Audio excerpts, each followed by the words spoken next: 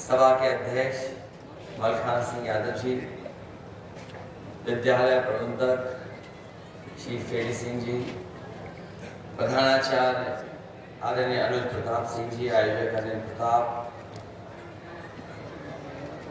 यहाँ पर उपस्थित अनिल यादव प्रांतीय कांग्रेस कमेटी के अध्यक्ष आदरणीय विश्राम सिंह यादव जी, हमारी पार्टी के सहारनपुर के विधायक, जिले से विधायक आशिफ मलिक, उप मंत्री अशोक यादव जी, उप मंत्री श्री कृष्ण यादव जी, समाजवादी पार्टी महिला संगठन में अनिता यादव जी, आज हमारे आपके दल में शामिल होने वाले जसकरण कठेरिया जी, प्रमोद कुमार मोदी जी, मुकद्दम सिंह जी, गुरप्राण सिंह जी, जवाहर सिंह जी, सत्यनारायण चेयरमैन जी, गुरुनायक प्रधान जी और बहुत सारे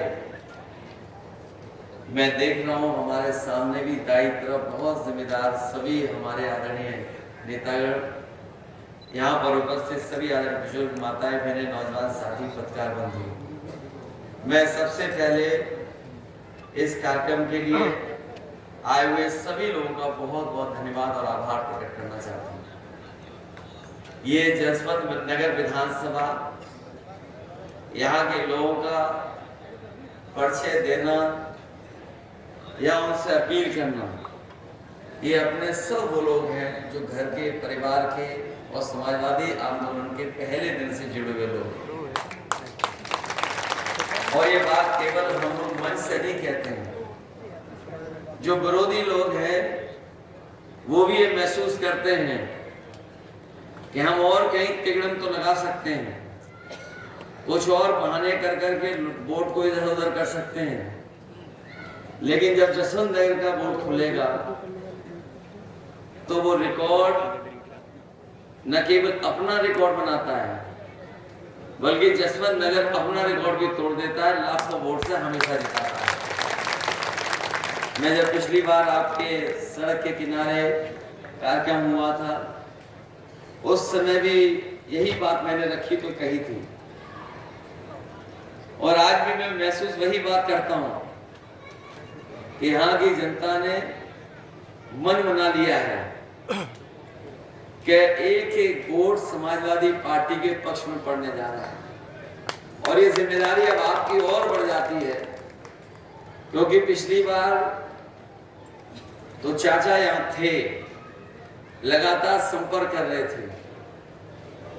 अभी आपने मुख्यमंत्री जी का सुनी लिया, आपने जो मुख्यमंत्री जी हैं उनके बारे में क्या कहना। जब विधानसभा में हम लोग रहते हैं तो वो गिनती भी उल्टी पुल्टी पढ़ते हैं। एक बार कोई सवाल को लेकर के वो खड़े हो गए, वो जाने कहां से वो अखबार लेकर के आए और उस अखबार की खबर के माध्यम से कहने लगे कि 46 में 56 भर्ती हो गए थे एसडी, और उस दिन से लेकर के आज तक हम लोग कई जगह पर कई माध्यम से पूछते रहेंगे, भाई वो कम से कम 46 से 56 वाली सूची तो दे दो। और अभी पता नहीं क्या भाषण दे के गए जो प्रसाद को चूरन समझते हैं। बताओ, ये हमारे मुख्यमंत्री, आपने देखा होगा सदन में जब भी चाचा को देखते हैं तो वो घबरा जाते हैं। तो जब जसवंत नगर में आए तो स्वाभाविक था कि उन्हीं के क्षेत्र में आए, और ऐसा नहीं कि उन्हें नहीं पता था, पर बस वो वोट मांगने की औपचारिकता करके गए हैं। उनकी जो एजेंसी के लोग हैं या जो हमारे आपके आसपास की वर्दी के लोग खड़े हैं, और एक आध और भी कहीं छिप के खड़े होंगे जो भाषण नोट करने होंगे, वो खुद सूचना देते हैं कि ये लाखों लाख वोट से आप जसवंत नगर से हारने जा रहे हैं। और आज तो जसवंत नगर है और तारीख 1 मई है, ये समझ लो बीजेपी गई, इसका पता नहीं लगेगा इसके बाद। और फिर जब चाचा ने इलाज करने की ठानी लिया है तो सोचो वोटों से कैसा इलाज होगा। ये जनता तैयार है। हमारे गुजरात के क्षत्रिय भाई लोग तो तलवार से नहीं, इस बार मतदान से मतवार कर रहे हैं, उससे इलाज कर रहे हैं। और जसवंत नगर वाले भी इस बार अपना एक एक वोट डाल करके भारतीय जनता पार्टी के लोगों का इलाज करने के लिए तैयार हैं। ये वो लोग हैं जिन्होंने सब कुछ उल्टा पुल्टा कर दिया और ऐसा उलझा दिया है देश को और तमाम चीजों को कि अगर ये नहीं हटेंगे तो हो सकता है ये संविधान को भी बदल दें। कई बार हम लोग इस बात को कहते हैं कि संविधान बदलेंगे, तो पत्रकार साथी और बीजेपी के लोग ये तर्क देते हैं कि संविधान कैसे बदल जाएगा। मैं उनसे जवाब में कहता हूं कि याद कीजिए कि भारतीय जनता पार्टी ने एक दिन फैसला ले लिया और फैसला लेकर के सब नोट बंद करा दिया। क्या किसी पत्रकार को पता था? क्या किसी जनता में किसी सदस्य को पता था? और इसी तरह अभी जो अग्निवीर व्यवस्था आई है, ये जो अग्निवीर व्यवस्था जो पक्की नौकरी होती थी, ये जो 4 साल की नौकरी कर दी है। हमारे यहाँ बहुत सारे लोग ऐसे होंगे गांव के जो फौज में जाकर के न केवल उन्होंने सीमा पर देश की रक्षा करने का काम किया, बल्कि अगर उनके परिवार की आर्थिक और सामाजिक स्थिति देखोगे, अगर वो फौज में भर्ती हो गए तो उनके घर परिवार की सामाजिक और आर्थिक स्थिति भी बेहतर हो गई और नई पीढ़ी को अच्छा पढ़ने का भी मौका मिल गया। जब ये जानकारी बीजेपी को हो गई कि गांव के बच्चों की जो पढ़ाई लिखाई वो बेहतर हो गई, फौज में जो लोग भर्ती हो जाते हैं उनका सामाजिक आर्थिक रूप से वो मजबूत हो जाते हैं, तो उन्होंने ये फैसला लिया कि अब पक्की नौकरी नहीं, अग्निवीर के माध्यम से ही नौकरी मिलेगी। हम अपने तमाम नौजवानों को कहना चाहते हैं इस मौके पर कि समाजवादी सरकार और इंडिया गठबंधन की सरकार आएगी, ये जो आधी अधूरी 4 साल की नौकरी दी है खत्म हो जाएगी और जो पहले व्यवस्था थी कि नौकरी पूरी मिलती थी और पेंशन और सुविधाएं मिलती थी, वही इंतजाम करने का काम करेंगे। ये हमारे खाकी वर्दी वाले भी कभी कभी हम लोगों को गुस्सा दिखाते हैं। ये लोग भी जान लें, बीजेपी वाले आ गए तो 4 साल की नहीं, इनकी 3 साल की नौकरी हो जाएगी और बाद में हम लोग संगी घूमेंगे। और ये हो सकता है, ये पूछे कैसे हो सकता है? भाई अग्निवीर की हो गई तो तुम्हारी भी हो जाएगी। और सरकारी विभाग देख लो, बताओ आउटसोर्स में है नौकरी में क्या नहीं है?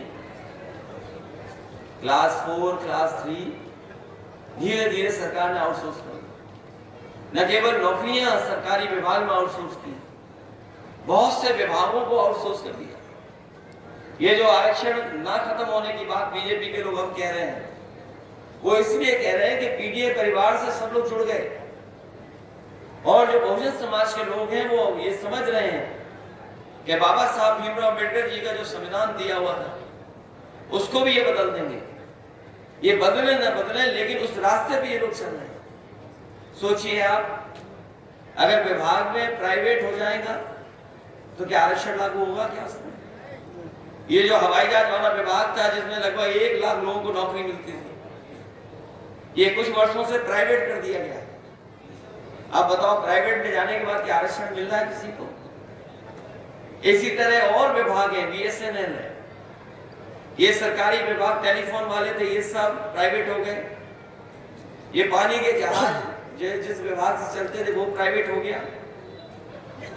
बीमा कंपनियां प्राइवेट होने जा रही हैं, बैंकें प्राइवेट होने जा रही हैं। तो सोचिए, अगर वो आरक्षण नहीं खत्म करना चाहते तो आखिरकार प्राइवेट के रास्ते पे क्यों जा रहे हैं? इसलिए घबराए हुए हैं भारतीय जनता पार्टी के लोग, और घबराने का नतीजा देखिए, जो कभी आरक्षण खत्म करना चाहते थे वो आरक्षण के पक्ष में बोल रहे हैं। लेकिन मैं अपनी जनता को सावधान करना चाहता हूं कि भारतीय जनता पार्टी के वो लोग हैं जिन पर भरोसा नहीं किया जा सकता। इन पे भरोसा तो बिल्कुल नहीं किया जा सकता, और अब तो इनकी और पोल खुल गई। ये अलग बात है कि इलेक्टोरल बॉन्ड जो आए थे उससे तो पोल खुली इनकी, जहां पर इन्होंने चंदा नहीं वसूला था पैसा। हम और आप लोग एक दूसरे का सहयोग मदद करते हैं तो क्या थोड़ा बहुत चंदा देते हैं?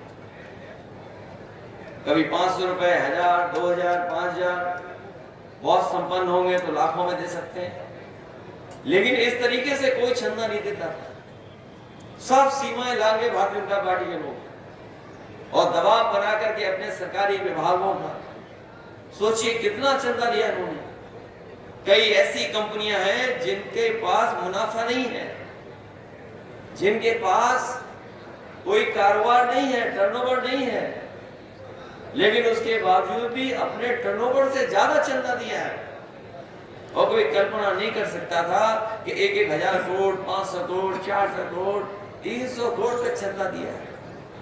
और ये बात मैं इसलिए कह रहा हूं, ये जो महंगाई दिखाई दे रही है वो महंगाई वसूली के कारण भी है। जो कंपनी, जो उद्योगपति अगर चंदा और वसूली के नाम पर पैसा दे देंगे सरकार को, तो बताओ मुनाफा कमाएंगे कि नहीं कमाएंगे? ये मुनाफे की वजह से महंगाई है। और आपने तो अपने बीच देखा है, जैसे हमने और आपने पुराने लोगों ने बाजार में पार्ले जी का बिस्किट पैकेट देखा होगा। पहले कितना बड़ा पैकेट आता था, पहले इतना बड़ा पैकेट था। जैसे जैसे महंगाई बढ़ी और कंपनी को मुनाफा कमाने के लिए फैसला लेना पड़ा तो पैकेट छोटा होता चला गया। अब बताओ पैकेट कितने का मिलता है? अब 5 बिस्किट का पैकेट हो गया। पहले इतना बड़ा था, अब इतना बड़ा हो गया। और ये सरकार में आ गए तो हो सकता है 1 बिस्किट का ही पैकेट बना देंगे। और आपने तो खुद देखा है, बताओ बोरी से कितनी खाद चोरी हो गई। पहले 5 किलो और फिर अब कितनी और चली गई? 5 किलो और चली गई। ये सरकार में आ गए तो और 5 किलो चली जाएगी। बाद में आपको हो सकता है खाद पाउच में लानी पड़े। ये स्थिति पैदा कर दी उन्होंने। और जिसको लेकर के ये बहुत प्रचार करते थे, अब वो बात खुल गई। फिर ये लोग हमें और आपको सबको वैक्सीन लगवा रहे थे और जबरदस्ती वैक्सीन लगवा रहे थे। हमें लगता बहुत कम लोग होंगे जो हमारे जैसा फैसला ली होगी वैक्सीन नहीं लगवाएंगे। हमारे जैसे कभी बचे होंगे। तो मैं तो डॉक्टर ने मना की होगी। तो एक तो हमने नहीं लगवाई।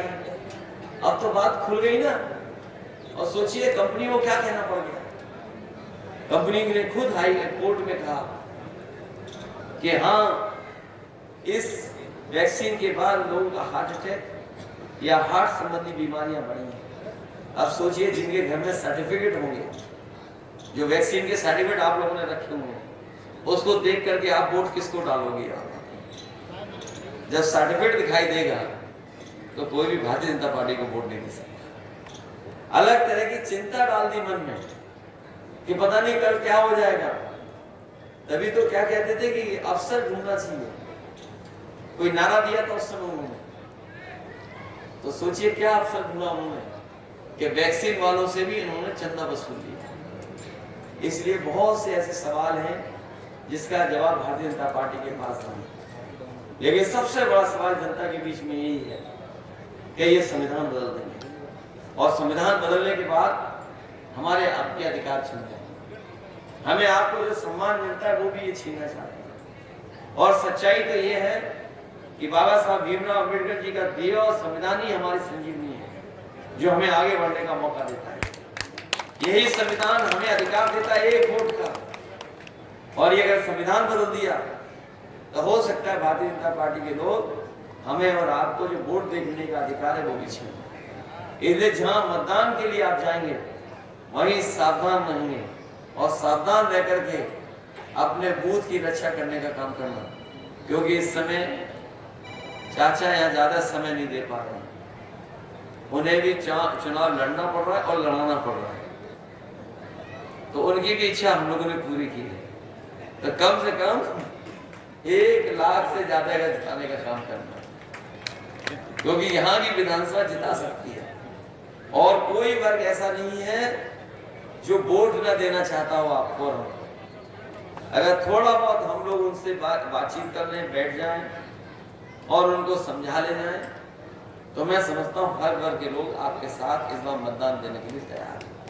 वो खुद महसूस कर रहे हैं महंगाई, बेरोजगारी और तमाम चीजें, क्योंकि इतनी महंगाई कभी नहीं हुई जितनी सरकार में होगी। जब आज हम और आप लोग 1 मई को है ये हमारे मजदूर भाई जानते होंगे, आज का दिन पूरी दुनिया में याद करता है मजदूरों को, तमाम उन लोगों को याद करता है जिनका योगदान है काम कर करके समाज देश को आगे बढ़ाने।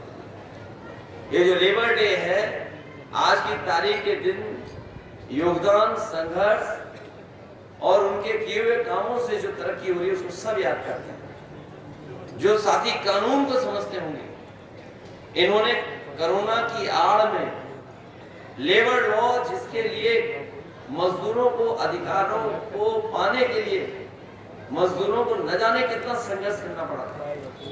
दुनिया में जहां जहां मजदूर संगठन थे, उन्होंने कई मौकों पर संघर्ष किया। न जाने कितनी बार उन्हें पुलिस से झगड़ा होने की वजह से जाने खोई। न जाने कितने पुलिस के लोग इस आंदोलन में शहीद हुए।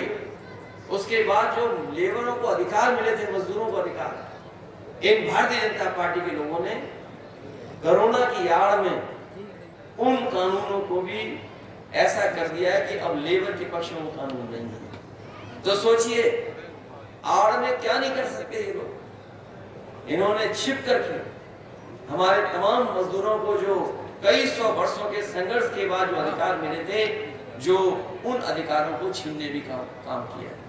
इसलिए इनसे सावधान रह करके इन भारतीय जनता पार्टी को हटाने का काम करना। जो पहले और दूसरे चरण के वोट पड़े हैं, उस चरणों में भारतीय जनता पार्टी और उनके सहयोगी लोग बहुत पीछे छूट गए। इसीलिए उन्होंने अपना 400 पार का नारा बदल दिया। न केवल नारा बदला है, बल्कि उनके भाषणों में आप देखो क्या भाषा का इस्तेमाल होता है। जो भाषा बोली जा रही है वो लोकतंत्र में कोई स्वीकार नहीं कर सकता। और जिस तरह के शब्दों का इस्तेमाल किया जा रहा है, अगर उन्हीं शब्दों को और उन चीजों का अगर आकलन निकालें और बैंकों से अगर आप नहीं निकाले, तो शायद भारत में सबसे ज्यादा गरीबों ने सोना रख करके कर्ज लिया होगा। सबसे ज्यादा बैंकों से लोगों ने, गरीबों ने कर्ज अगर लिया है तो सोना रख करके कर्ज लिया। और यही बीजेपी के लोग जो बड़े बड़े लोगों का कर्ज माफ कर चुके हैं। और इतना नहीं, छोटा मोटा कर्ज नहीं माफ किया है, लगभग 16 लाख करोड़ कर्ज माफ कर चुके उद्योगपतियों का। इसलिए गठबंधन ने और इंडिया गठबंधन ने तय किया है, समाजवादी पार्टी ने फैसला लिया है कि इस बार दिल्ली की सरकार बनेगी तो अपने किसानों का पूरा कर्जा माफ होगा। जिस तरीके से उद्योगपतियों का कर्जा माफ हुआ है, उनका करोड़ों का कर्जा माफ हुआ है, हमारे किसानों का तो लाखों का है, करोड़ों का किसी का नहीं। जब बीजेपी ने कर्ज माफ करने का फैसला लिया तो इन्होंने जो मानक तैयार किए वो ये कहा कि 5 करोड़ से ऊपर जिन्होंने कर्ज लिया उनका कर्ज माफ होगा। यहां जितने लोग बैठे हैं, आसपास जितने लोग होंगे, किसी का भी करोड़ों में कर्ज नहीं होगा, लाखों में कर्ज होगा। कि हमारे गरीब छूट जाए, किसान छूट जाए, गांवों में रहने वाले छूट जाए, उनका कर्ज ना माफ करना पड़े। इसलिए बीजेपी ने जब कर्ज माफ किया तो ये फैसला लिया कि 5 करोड़ से ऊपर जिन लोगों का कर्ज है वो कर्ज माफ होगा। हम समाजवादी और इंडिया गठबंधन के लोग कहते हैं जो किसानों का लाखों लाख कर्ज है वो पूरा माफ करने का काम करेंगे। अगर उद्योगपतियों का माफ हो सकता है तो किसानों का भी हमारा माफ होगा। इसी तरह राशन को लेकर के इन्होंने गरीबों से वोट ले लिया। पिछला चुनाव था तो राशन में न जाने क्या क्या दे रहे थे, और अब जो राशन आ रहा है उसमें बताओ क्या आ रहा है। ये आपका स्वास्थ्य बेहतर करने के लिए दे रहे। सोचो, पहले दे रहे थे रिफाइंड तेल, नमक और न जाने क्या क्या देना चाहते थे। वोट ले लिया, सरकार बन गई, अब बताओ राशन में क्या दे रहे हैं। वो इसलिए बात दे रहे कि आपका स्वास्थ्य बेहतर हो। और ये हम अपने गरीबों को कहना चाहते हैं, न केवल राशन की गुणवत्ता बेहतर करेंगे, बल्कि जिस तरीके से संपन्न लोग या जो शहर में रहने वाले लोग पैकेज आटा खा रहे हैं वो स्वादिष्ट भी है या उसमें गुणवत्ता भी है, पौष्टिक भी है। समाजवादी सरकार और समाजवादी लोगों ने तय किया है कि अपने गरीबों को भी पौष्टिक आटा के साथ साथ डाटा फ्री दिलाने का काम करेंगे। और डाटा इसलिए कि दुनिया में बड़ा ताकतवर देश अमेरिका, आप पता कर लेना, जानकारी कर लेना, कई शहरों में लैपटॉप फ्री दे रही है अपने बच्चों को। वो इसीलिए दे रही लैपटॉप क्योंकि वो समझ रहे हैं कि जिस समय कोरोना आया था, संपन्न परिवार के लोगों ने, बच्चों ने तो पढ़ लिख लिया था, और जो गरीब परिवार के बच्चे थे, क्योंकि उनके पास कोई इंतजाम था, ना कंप्यूटर था, ना लैपटॉप था, ना अच्छा मोबाइल था, वो पढ़ाई लिखाई भी नहीं कर पाए, उनके सालों साल चला गया। लेकिन जो संपन्न परिवार के लोग थे, जिनमें मोबाइल था, लैपटॉप था, कंप्यूटर था, वो ऑनलाइन पढ़ाई कर सकते थे। और हम तो ये कहते हैं कि जो समाजवादियों ने लैपटॉप दिए थे वो उस समय भी इस्तेमाल हुए, और आज भी जहां होंगे वो आज भी चल रहे होंगे। और जब कभी भी ऑन करते होंगे तो उसमें नेताजी और हम ही लोग दिखाई देते हैं। उसकी भी नकल कर ली हमारी इस सरकार ने। हम लोगों ने इतना बड़ा दिया था लैपटॉप, इनने इतना कर दिया उसने, और उसमें उंगली घिसते रहो तो वो चले नहीं चले पता नहीं। और 100 नंबर की भी नकल कर दी, एम्बुलेंस खराब कर दी। एम्बुलेंस इसलिए दी गरीब की मदद हो जाए, लेकिन एम्बुलेंस भी खराब कर दी। 100 नंबर इसलिए दी थी कि गरीब को भागना ना पड़े, खाने ना जाना पड़े, अगर कहीं झगड़ा हो, कहीं भी हो, फोन करे तो उसके पास पहुंच जाए। और जब से इन्होंने 100 से 112 किया तो इन्हें पुलिस वालों को ये लगा कि जब सरकार ने नंबर बढ़ा लिया तो हम भी अपनी वसूली बढ़ा लें। तो ये स्थिति पैदा हो गई सरकार में। इसलिए हम आपसे निवेदन और अपील करने आए हैं कि ये चुनाव मैनपुरी का पूरा देश देखेगा, पूरा देश की नजर होगी यहाँ पर। ये मैनपुरी नेताजी की वजह से और आप लोगों की वजह से पूरे देश में इसकी पहचान है। कम लोकसभाएं होती हैं जिनकी पहचान देश में बन पाती है, और जो वीआईपी लोकसभा जिनको गिना जाता है, माना जाता है, ये मैनपुरी भी वही लोकसभा है। ये पूरे देश की नजर होगी जब आपने बाई इलेक्शन में मेहनत करके और साथ लेकर के इतने बड़े वोटों से जिताया। हमें उम्मीद है कि ये तो परिवर्तन और सरकार बनाने का चुनाव होने जा रहा है, और बीजेपी को हटाने वाला चुनाव होने जा रहा है। इसे आप सब लोग मिलकर के पहले से ज्यादा वोट देकर के समाजवादी पार्टी को रिकॉर्ड मतों से जिता देना। यही निवेदन, यही प्रार्थना, यही अपील मैं आपसे करने आया हूँ। ये क्षेत्र तो वो है जो चालेगा वो हो जाएगा, और हमें भरोसा है कि सब लोग मिलकर के मदद करेंगे। बहुत बहुत धन्यवाद।